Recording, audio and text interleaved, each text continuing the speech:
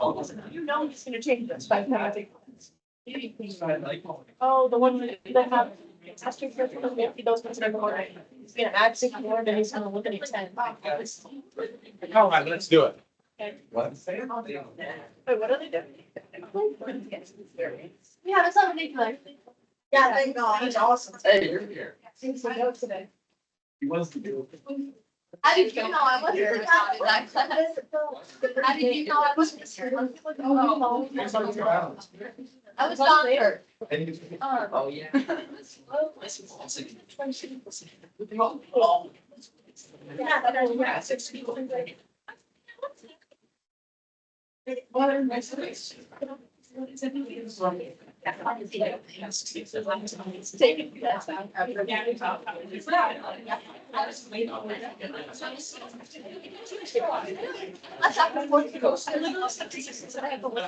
what I used to.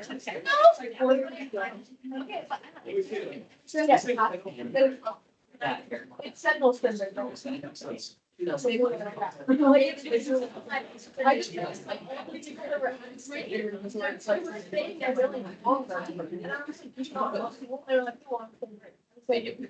That sucks, they're sticky. All right, here we go.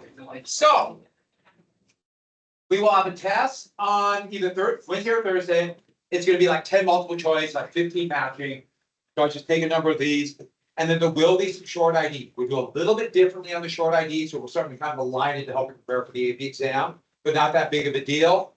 So I think we're gonna do like 4, and I'll show you exactly what I want. It'll be from those choices I've asterisked. And or bold, the bold are causes for the reasons the US went into the war. And so I might work out a short ID for that. But Wednesday or Thursday, sound good? We do have a spring break assignment, or as I can call it, spring break. No, if you want. It would make noise. I will give that to you on Monday. This upcoming Monday. And I know we gotta do it. It would be easier for me not to have a spring break assignment either, so. But then after, remember, after the test, it's nothing but digging trenches and notes, yes. Go for it. There. Yeah. So I want to jump before spring. I'll give it to you. I'm not going to, but I'm gonna give it to you a week in advance. Yeah, we'll probably do it online, even though it's pretty new. You just gotta use it. I actually, even though I'm getting pretty good DBQs, I just do better writing. Wait, so writing or typing? Probably gonna type it. The problem is They're doing this. people forget stuff. It's a lot easier. Everybody does. That is true. And Yeah. yeah, it just uses more motor skills. But typing it doesn't really have. That's true. That is true. All right. So where did we finish here? Did we get to consumer economy? Consumer economy debt. We said that is an installment plan. That's Or business that, plan. or not. Does it look familiar? This is the very. All right. So we got. So don't forget this idea of consumer debt. That means that people that can't afford it can, and the whole idea is you're not going to borrow today unless you think tomorrow you're going to have money. And that's your phrase. But rationally think, I mean, the idea is, if you're worried about tomorrow, you're not going to spend today. That's just the nature of the beast. But think about it. If all of a sudden you think tomorrow might be worse, like let's say you might lose your job or people are losing your jobs, you won't spend today. And that is a problem. If we need all these people to buy goods now because we produce so much, which is our world today, if people start getting insecure, the economy is shattered, especially in these wonderful things called cars at that time. So Andrew Mellon would personify all of the 3 Republican presidents. Andrew Mellon. He was the Secretary of Treasury for all 3. And the Secretary of Treasury back then especially had great impact on economic policy. Don't forget, the government creates the rules. They make the currency. They literally create the currency. And this is gonna have incredible impact down the road. Now, Mellon was a multimillionaire. He made his money the old-fashioned way. It's the old-fashioned. Inherited it. He inherited it. That's the old-fashioned way. Most wealthy people today almost always inherited money, or at least pretty darn good standard of living, almost all of them. But back to this. He had a lot of money, but his thought was, I have a lot of money because I know how to make money. So it fits in with this conservative economic idea. So he's Treasury Secretary. And his whole goal was laissez-faire as much as possible. As he would say, let the market sort it out. Now, that did not mean huge amounts of government aid, but the market were sorted out. And that means not just the market of buying and selling goods, the wage market. If you're poor, that's the market deciding. If your farm goes under, that's the market deciding. But if you prosper, that's the market deciding. But don't forget, government makes the rules. So he is very social Darwinist. He sincerely believed he got rich because he was better. He liked to say he was more moral. I have my virtue, my morals are better. I don't waste my money on alcohol or booze. Remember that social Darwinistic idea. Now, I don't know if it's true. People are drunkards too, but that's not his whole point of view. And so the whole goal is to funnel money to the very wealthy. This is the essence of conservative economics to this day. So money should flow to the top. Why? Because they know how to use it. And he would argue, why would you ever give money to someone who lives in a cardboard box by the river? They don't know how to make wealth. Give it to the person who has the mansion because they know how to use that mansion. That would be the argument. But that is also very social Darwinistic. And so 21 and 26 will be two of the biggest tax cuts in history. In fact, the tax cut, the 26 one was bigger. The highest marginal income tax rate would go from 73% to 25%. I will explain marginal income tax next week. But this whole idea was, here's the GOP with a tax cut, and we'll just slice that watermelon and everybody will get a piece, much to the anger of the Democrats. But this tax cut geared towards the wealthy. Taxes will remain high for working people.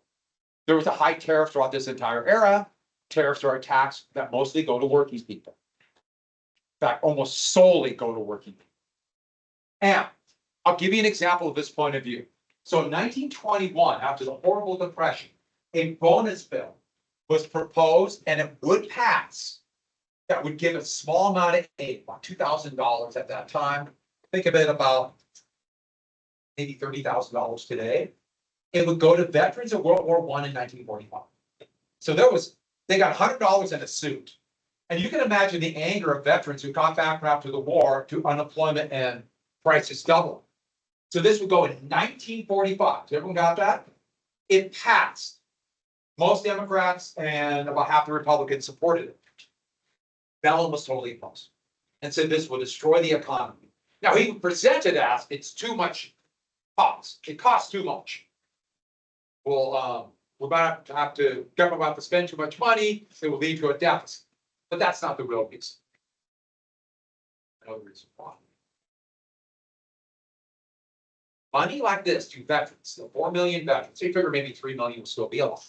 Of those veterans, what will that do to wages? Why? A little bit of economic security. If you have a little bit of economic security, you are more likely to bargain for higher wages. If you have a little bit of economic security, you're more likely to leave a bad job and go to a new one. So if you know, if a big hunk of the population knows that they have this little bit of economic security down the road, they'll be more willing to bargain for higher wages, to demand higher wages or leave their job. If you know you got nothing, and if you leave that job, you're destitute and poor and starving and your family's on the streets, what will you do? You'll stay in the same job and you won't demand higher wages. Economic security leads to higher wages. And the goal is lower wages for more money. So that is trickle-down economics. And that is Mellon. Now let's be clear, Mellon was wealthy. So, trickle-down economics. let's draw the engine. You're gonna need some space. Because it's gonna go from top down and then a big room on this side. We're doing some economics. Economics. Are you excited? Actually, I think this is fascinating. One thing about this is that history, economics, also another one like scientific development, they all really go together. They all combine. And we can see what happens in the past to like scientific developments and economic changes. We could see and relate it to the future today. So we start with on top, the wealth. Now, this is a tiny percentage of the population that Mellon believed create wealth. They build prosperity. And here is, the Coolidge helping American business. And this is just the wealth. I mean, there's not hiding it. And you've got to put money in their hands. Now, how do you put money in their hands? Government action. The arrow should go the other way. I was playing with the arrows. So, government action. Now, we'll get to the government action in just a second. But remember, government makes the rules. I mean, they decide if there'll be a monopoly. They'll decide if there'll be like regulations for safe jobs. They decide these things. That's government. They decide the money supply. They decide if they'll enforce patents. Why do you think people give so much money to politicians? They make the rules. And if you're not involved, somebody will make the rules for you. Let me rephrase that. Impose the rules on you. So, what will they do with it? Well, since they know how to make wealth, they will increase supply, production. They'll build factories, they'll innovate, new creativity, build. And that will need workers. Employment will go up, unemployment will go down.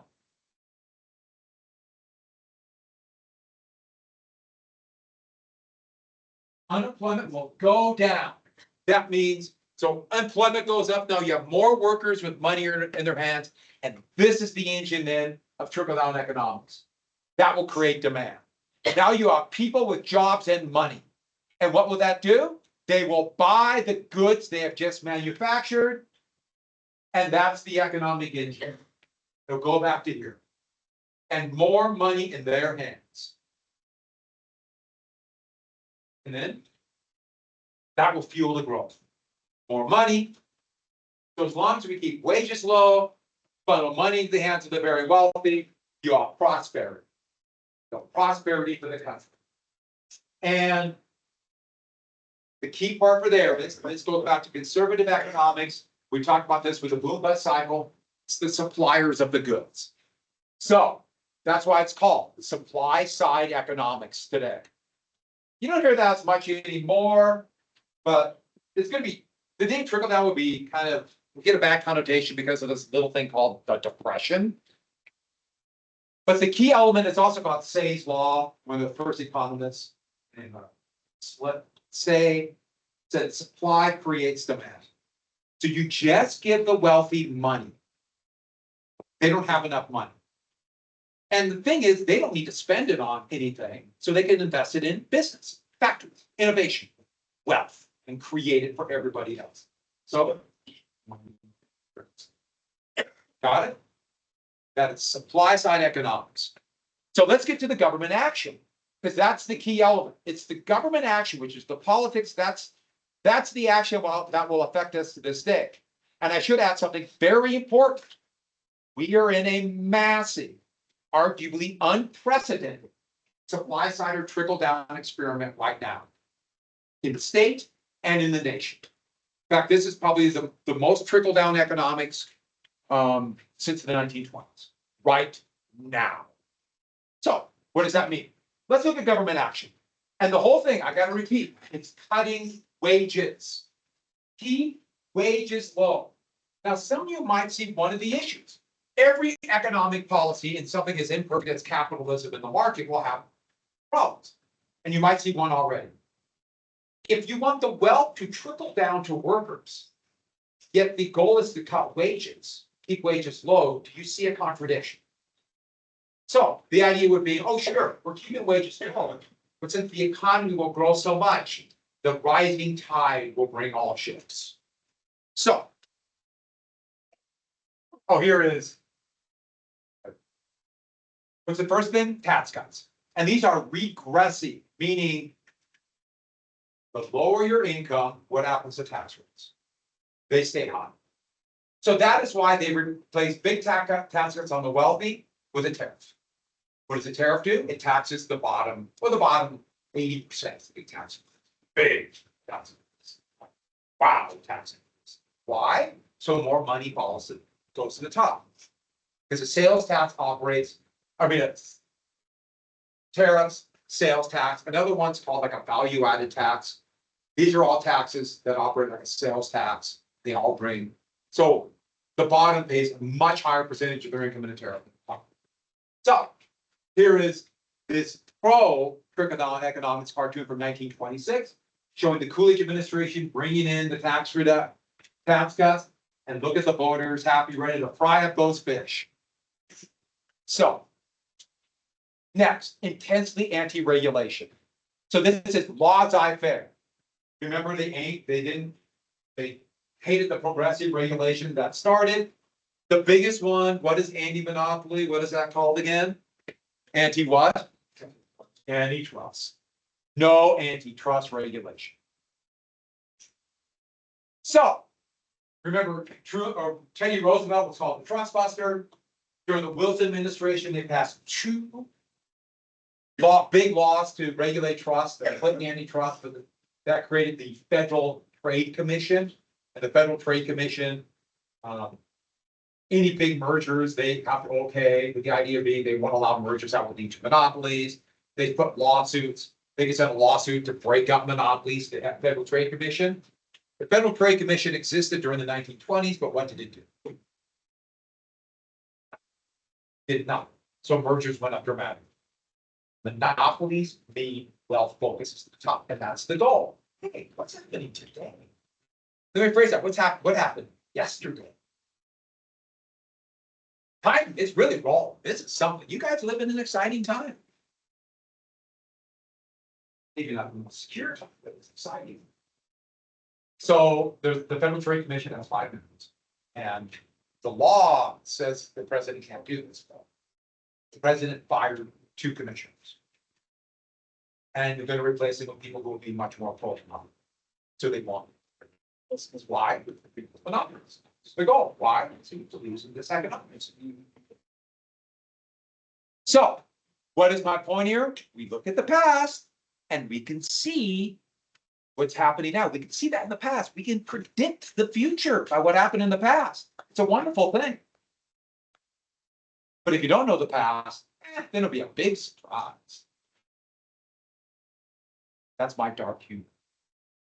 No stock market regulation. They want no regulation of the stock market. They want speculation. Speculation can lead to big fortunes. Sure, crash. So don't regulate the stock market. And boy, were there games going on in the stock market. No, they're not regulating the stock market today. No worker regulations like worker safety, no quality of food. And environmental regulations really wouldn't start until the 1960s, 70s. No. Why? All of these is a cost. They all raise costs. Safe working conditions, a cost. 40-hour work week, a cost. You eliminate those costs, that's more profit, more wealth in their hands, with the idea being they will make factories. So environmental regulations are costs. And, it's happening right now. If you know anything, they basically have gotten rid of most of the 31 biggest CO2 regulations by the EPA in the last week and a half. So there'll be no regulation of climate change, or for that matter, they got rid of all the wetlands regulations to so allow for that. Now you can say that's good because it's a cost. There'll be more business because of this. It could also be a benefit. Worker safety. So anti-union. Anti-union, remember the Red Scare got rid of labor unions, crushed them. Unions raise wages. They demand benefits. No unions, lower pay. Period. And yes, incredibly anti-union then, and we're very trickle down anti-union today. Next, no safety net. Now, a safety net, it's called a safety net. The idea being, let's say the economy is bad, people are unemployed, companies are failing the door, the safety, or companies are falling apart, can't hire any more workers. Safety net would be the idea that if people are losing their job, they won't go all the way to deep crash.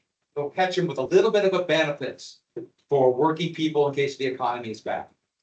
This goes completely against trickle-down economics. Because if there's a safety net, where the idea that if you lose your job, you won't be completely destitute, you have more security. You have more security. So what are some of these things? The biggest anti-poverty program in the United States was not passed in the 1920s, but they started debating it. Remember, the populists and the progressives wanted it. No Social Security. No small, but still incredibly important pensions for all people who worked. When they retire, they get Social Security. And they would be completely opposed. So Roosevelt proposed it, Wilson proposed it, went nowhere. All three presidents in the 1920s were opposed, and conservative economics, they were furious when it would pass as part of the New Deal. Because Social Security is an old age pension. So if you know that when you retire, you won't be destitute, that gives you more options today. If you know tomorrow, or for that matter, it gives you, when you get a job, to know that your parents won't be destitute.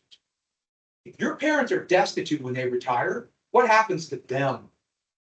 They're afraid of what happens to you. Okay, you could be a sociopath and not care, or what? Yeah, take care of them. And that means you have a lower standard. And they don't want to be burdened. They don't. So that gives you more options. So catch that one. But do you see how that can also raise wages? You have more options. And yes, they're gutting the Social Security Administration right now. They're going to cut about 20% of the workers. Right now, that's happening right at this moment. So it's a big, big, big deal. Will that work? It could. We're in the grand experiment. Next, no healthcare. I put that in orange because that never really happened. There was talk beginning in the teens about some kind of national healthcare insurance, because healthcare was getting two things by the teens. You know what the two things were? It was working. It's actually working. Wow. But really, really, really, really. Did I say really enough? Really expensive. So some kind of health insurance. But that never happened. It's in every other country, but not here. Why? If you have health insurance, you can bargain for higher wages. You know you don't have to worry about healthcare. If you either have to get your healthcare as part of your pay, like a job, half the jobs in the United States are to pay, you're really kind of reluctant to leave your job because you might lose your health insurance. It really takes away options. Because you never know what's going to happen. But if you have healthcare, you can bargain for higher wages. It's a really big deal for small businesses. Because they got to pay for the health insurance themselves in small business. You know anything about healthcare. Really expensive. It lowers my pay. My health insurance, I get about $1,400 a month for healthcare for insurance that pays for mine. So it's not pay that I can use. It's going to healthcare. So that lowers your pay. Next, free college. Free college tuition. There was talk about that and also aid for just education in general. Well, if you come out of college with a lot of debt, you don't have a lot of options. You got to pay it back now, right? So you take whatever job you can get. Take whatever job you can get. So there was talk about free college tuition and aid for education. And there was basically none then, but there was talk, and they were very much opposed to trickle-down economics. And once again, we can see it today. President Trump just signed an executive order this morning to get rid of the Department of Education. And they got rid of most of the people who have guaranteed student loans. They got rid of the payment plan. So everyone, almost everyone's student loan payments who are now adults and out of college, it's about 150%. Yeah. Yeah. So people who have college student loans, which a lot of people, your parents, people I work with, and it just went up. Oh, one more thing. You know what they're proposing too? It's about education, and it's probably going to pass. their big proposal to raise more money for tax cuts is to have start passing scholarships. So, wow, huh? Which is happened. I think about when I went to school, college was a lot cheaper. It was a lot cheaper. It's a lot more expensive. So I'm just, but I paid partially through academic scholarships, athletic scholarships, and scholarships. And I got just the weird scholarships that private schools can do. All three of those would now be taxable. If that passes, and it's proposed, it might not, because boy, is that going to be unpopular, but tax cuts. Tax cuts. Next, basically no help for the poor. This is also something that's called welfare. There's welfare for the rich, there's welfare for the poor. Welfare is direct government aid, like literally giving money. There's very little help for the poor right now in the United States, but ideally would be none. Why none? If you have a little bit of security if you are poor, you'd be less likely to take whatever job you can get there for whatever wage. It's all bargaining power. Lastly, unemployment insurance. If you're laid off, this is part of the New Deal. But if you're laid off, you get a small percentage of your pay for 16 weeks, with the idea being you won't be destitute till you find another job. And so like during COVID, they doubled it and they doubled unemployment insurance and expanded it. This is a proposal. This happened in 2020, 2021, with the idea being people didn't have jobs, but they wouldn't be destitute. That's part of the reason why we had an economic crash, but it wasn't as long as they thought. Now, inflation came afterwards, but that's another story. But if you're going to be laid off and be destitute, you'll be less likely to demand a higher wage. So desperate workers equal lower wages. Keep workers desperate. Keep people insecure. If you're insecure, you'll take whatever you can get. So that is the essence of it. And it's not hidden. But you have to know where to look into the details. But that's exactly what's happening now. That's what happened in the 1920s, with the idea being that money will flow. So what was the result of this? There would be a boom, but also a bubble. And the boom, I mean, think about it for a second. Also, there's more money in the economy, that people have this money, they will spend. But there'll also be very much a bubble economy. Whenever the very wealthy have more money, there's always bubbles. Always, always, always. Did I say always? Always.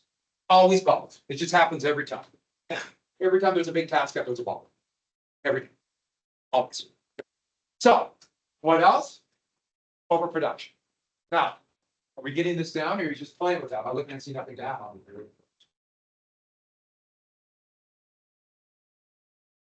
So if the whole goal is to increase supply, do you remember the boom bust cycle? There's a boom. What's the first thing that happens when it starts to go down the bust? The overproduction is the first thing, and then they start producing more to try to get out. And so it's not necessarily good or bad thing. It doesn't have to lead to a crash, but that's a first thing. It does lead to overproduction. And what happened to prices if there's overproduction? Just begin to drop, profits drop if you have debt. So there are issues with that. It's called the deflationary curve for a reason. But there's something else. Let's say you get this money. Andrew Mellon in 1926 wrote the tax bill that have the highest income tax rate. He himself got in 1927 his income tax. He got a refund of $800,000. Multiply that by about 20 for today's dollars. What did he do with the money? You're not economics says you get this money, and what will you do? Invest. Invest. So what happens if you get money? Whenever you have a little bit extra money, what's the first thing you do with the money? Do you start hiring workers? No. I got an extra $30, I'm gonna hire some workers. Yeah. And by the way, do you start a business? Is it hard to start a business? I'm gonna start a lemonade stand. It's risky, isn't it? What do you do with the money? Could he just make this fireplace? It doesn't say he has to invest in the factory. Could he buy gold gilded toilet seats? One use, so every time we use it, throw away, build it, and make another gold gilded toilet seat. Could he do that? I feel like that one would take He's already rich, so what is he? Remember, he already has money, so it's not like if he spends all $800,000, he's still gonna be rich. That's the point. But remember, the idea is, but he doesn't have to. He could build another mansion, a vacation home. Buy a plot of land in Montana. Gee, I wonder if that's ever happened. Or invest in the stock market. Roll the die. Isn't that easier? Just go for it. Speculation. Every time there's a speculative bubble, isn't it easier to just roll the die, especially if the money doesn't mean that much to you? So we had a big tax cut in 2007. It was starting to be a bubble, but COVID kind of got in the way. And then we're having a bubble now. The bubble is building. You really see it in cryptocurrency, which makes no sense at all, except for you have people with just a lot of money, so it doesn't really affect them too much. But they have that extra money. Now think about Andrew Mellon with $800,000. Would he buy $800,000 worth of stock? What were the margin rules? Do you remember that? How much do you have to put down? 10%. How much stock did he buy? 8 million. Why not just buy 8 million? And so just roll the die, right? What the heck? Roll the die. So what did people start doing with their big tax cut? At first, there was a big real estate bubble, most famously in Florida in 27, and then the stock market bubble in 28, 29. In your lifetime, it was the housing bubble in 2006, 2007, 2008. That would crash when you guys were one. All right, 1, 2, somewhere around there. Yeah. So I like this one. Here it's Secretary of Commerce, but money going to wealthy and poor. But I like this one. Wall Street speculation is actually way outpacing prosperity was supposed to follow. Because if you're speculating, is the money going to trickle down? If you see the disconnect, it doesn't trickle down, it just goes. And who you buy? If you're buying stock, what kind of people are you buying stock from? So basically, people have extra money. Sure. Is that a bad thing? Is that a good thing? You make your own value judgment. But that is an issue that happened. And did it happen in the 1920s? Yes. Every time there's a big tax cut, there's a speculative bubble. Every single time. So what we have then is growing with this inequality. The inequality of wealth will go up dramatically. Now, is that bad? Well, we'll see. So monopolies. Monopolies will get the wealth up towards the top. That's part of trickle-down economics.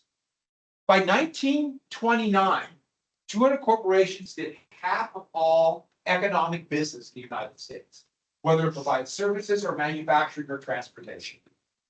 Very much like today. Here shows the number of mergers according to the FTC, spike at the end of the decade. Now, mergers, hey, one company might be more efficient because of economies of scale, but wealth will focus. And then the bull market. Remember the bull market meant a good economy? What kind of market do we have now? It's probably closer to a bear. Check. I'll have a little computer binder. Yep, it's. So the S&P 500, probably the best rating of the stock market. It's kind of all big casino. Started today really, really low in the crash. It went up dramatically, and now it's back down dramatically. All in about 3 hours. That's the definition of a bear market. That's what we're in right now. It was a bull market where it seemed like the stock market was going up and up and up and up. People thought tomorrow will be better, so let's invest today. So by 1929, the richest 1% had approximately 51% of the wealth. Like I told you before, it's really hard to figure out wealth. I mean, how do you measure a painting? How do you measure wealth after they already have it? So this is a relatively difficult thing to do. But remember, this is the plan. What was happening to workers at the same time? Well, the workers. With union membership down, that kept wages low. There's also a real thing of technological unemployment. With all these new machines and manufacturing techniques like Henry Ford's assembly line, where he perfected the assembly line. We had machines replacing workers. A good example of this are elevator operators. So the first elevators, It was really hard. You had to do it by hand. You had to slow the elevator down, so it had a little crank. Slow it down when you got to the floor. So you needed an operator to do that. Slow it down so it didn't crash and injure everybody in the elevator. Well, they started developing in the 1920s. By the 1950s, almost all elevators had a mechanical, had it done by machine. So you push a button and it'll, if you ride an elevator, it starts slowing down. That was a big technological development. What happened to all the elevator operators? They lost their job because of technology. Technological unemployment. What does that do to wages? It drops wages because you have more unemployed people and more insecure workers worried about losing their job because the machine is slow. That would never happen today. I see nothing in the future that would take away workers' jobs. So moving on. I just lied. I'm really sorry. Taco Bell right now is working with an AI thing to replace. And they won't work, but they never really work, but they also you don't hire workers. Now, I would offer a very valid counterpoint to this. Why would anybody with a working stomach eat at Taco Bell? But does anyone like Taco Bell? Yes, See, this is my argument towards Taco Bell. It's not quality of food because they have no quality of food. I vaguely call it food. But what do you get? Quantity. And I used to be in the quantity area, but now I'm old. So if you like Taco Bell, that's perfectly fine. I'm joking. But I'll give you an example. Where AI is going to make the big deal in jobs will be like computer programs. They're just going to replace all. And that's, if you want to get into computer science, you have to understand there's going to be a massive loss of jobs. Because that's where it probably has its biggest impact. Anything that has to do with people, it's never going to be very good. As you found out at Taco Bell, or that's how you try. But it's computers. That's what's going to be. What's that? It's a robot. And they probably have to spend more money on that than they would with. So actually in the 1920s, 93% of workers, their wages actually went down in the decade. And this is the percentage of the size of the economy, the GDP of income. That means of just regular wages. And look how the percentage of wages dropped throughout the decade. That means there's less wages going to the economy and more money going in things like stock dividends or profits, not wages. Now, whatever, but if you have less people with wages, remember we just said this is a consumer economy and needs people to buy stuff? Remember that. Also, the poverty line was approximately $750, multiply that by about 20 today, and that's what it is. Over half the population is below that poverty line. It's poverty line is very arbitrary. They figure about, the third you need for food, the third you need for shelter, and then for other necessities. And then lastly, the median income for a farmer, the median was less than half the poverty line, $273 a year.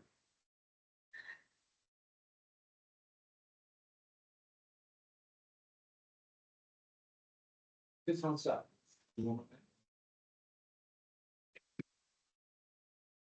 Oh no.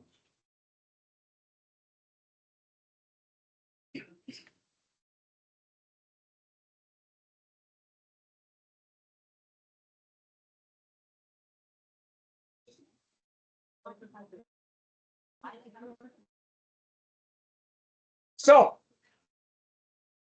did trickle-down economics work? Did it work?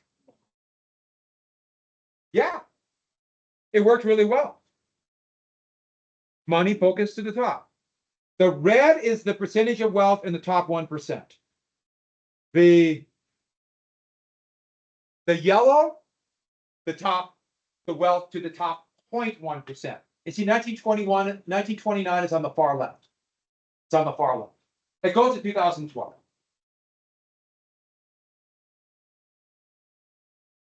James wants something.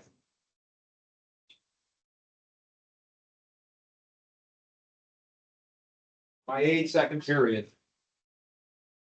He's the real problem. all that we've done for him. Yeah. Was it me? There, you're gonna go so far in Oh, life. yeah. You are ready to roll. You look at the end of that, that's 2012. About 41% wealth in the top 1%. It's about 55% now. You see anywhere from 45 to 55. It's really hard to figure wealth. But it worked. But everyone look at the table on the left.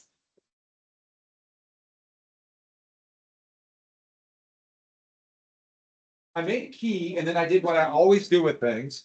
I walked around, was talking to people, and I set it down. So if you look at this, this is today, but I thought this was so interesting. It shows one of the issues with trickle-down economics. It does work. I mean, wealth, there was prosperity. There's people, there's wealth in the country. But this is the percentage of spending by income group. And it's actually pretty startling. It's today, but this is exactly what happened in 1929. Right here is the spending of the top 10% of earners. And today they spend more than 50%. They do 50% of all spending. That means 99% of Americans today, but it was about the same in 1929, are spending only amount to 50% of the spending. Meaning everything now relies upon a small percentage of people. How many cars can they buy? I'm sure they can buy a lot, but how many are they going to buy? How much food are they going to buy? If you rely on an economy that requires spending, and half of the spending is in 10% of 10% hands, you have a problem. But don't worry, the stock market will go on forever. It'll be prosperous. Nothing to see here. By the way, you might notice that is the onion. Does anybody want to guess the next slide? The Great Depression. Yeah, new unit. Completely unique. Well, it'd be in this next step, so like a new subunit. Would that work for you? Subunits? What did James do? In the same. Yeah, be in the same depth. But it's acting on I gotta combine it into this unit. This is really gonna. I made a key. I'm basically at the end of the stage. I have to make it. Yeah. What are you gonna do? You know what's gonna happen, as soon as you clock out. I must go going to speak, I guess not. Scottsdale.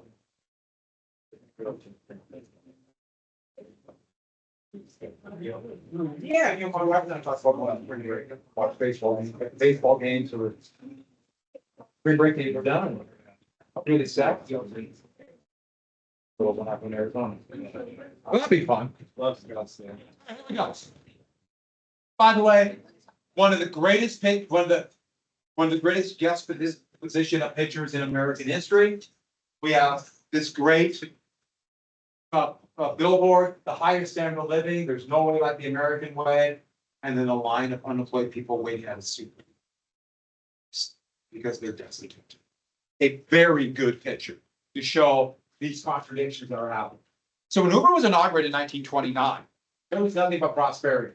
And the thought was the hardworking Uber will take care of the nation's needs. Here's Coolidge and Uber on the way.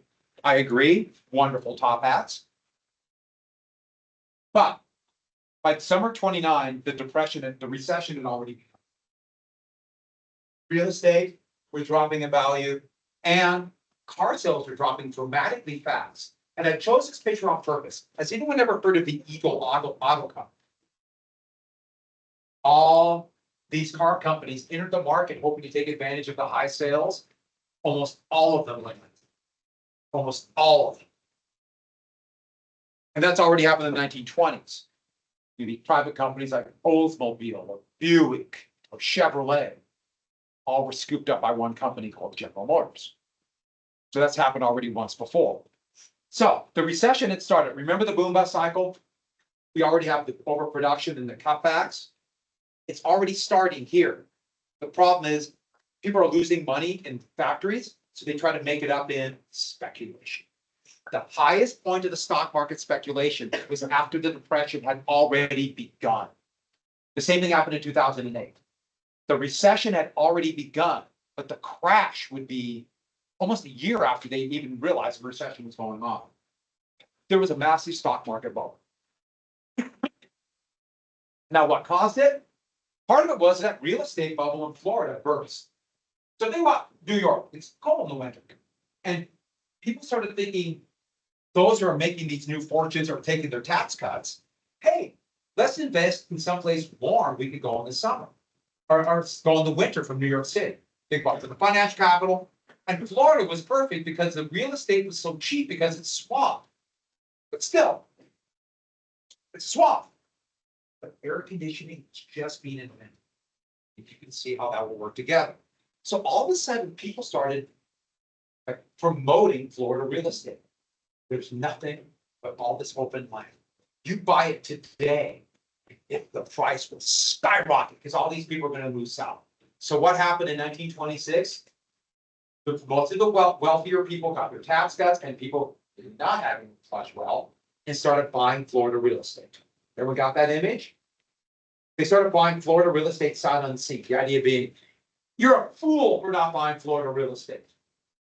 What caused it to crash in 1927? When they started buying Florida real estate sight unseen. But they were told it's land ready to build, ready to construct houses for all these people moving south. What did they all of a sudden learn? They're buying what type of land? Swamp! And the price tanked. And you can imagine a bunch of banks who have loaned money for people to speculate. They got to make their money back. It's no coincidence that they would encourage people to invest in the stock market. And the banks pushed it because the banks they didn't get a lot of their loans back when the Florida real estate boom. I love this one. Here's the Florida real estate boom. Alligator biting the public, the speculator. And now it's the bull market. Is that going to hit the speculator? And debt began to skyrocket. Why not put it all on margin? And okay, most speculation was done by people with money. The thing is, you had people with massive fortunes, and they were taking their fortune, the whole thing, and making that as a down payment to buy on margin. Now, few people will look at this by the summer of 29 going, it's overpriced, and it's overvalued and begin to sell. I'll give you a good example of somebody. His name was Joe Kennedy. He was this investor, also a bootlegger and kind of a scoundrel, but he sold just before it crashed. So he got out on top. His family is still living on that wealth. One is named John Kennedy, who would become president. His great grandson is now the Secretary of Human Services today, Robert Kennedy Jr.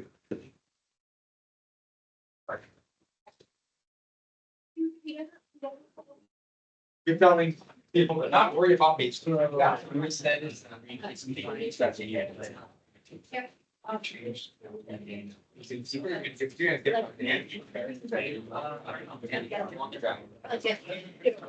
wasn't minute. Oh, yes, yeah. Yeah. Alrighty then. Like I said, I've ran. It's random. Good at me.